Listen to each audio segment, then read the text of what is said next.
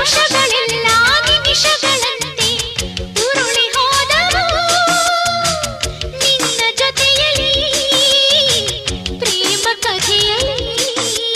ಬಯಕೆಗಳೆಲ್ಲ ಹೊಸ ಚಿಗುರಂತೆ ಮರಳಿ ಬಂದವು ನಿನ್ನ ನಗುವಲ್ಲಿ ಪ್ರೇಮವನದಲ್ಲಿ. ಇಲ್ಲಿ ಕೋಪ ಪರಿತಾಪ ಅಪರೂಪ ಅತಿ ಸರಳ ಅತಿ ವಿರಳ ನಿನ್ನ ರೂಪ.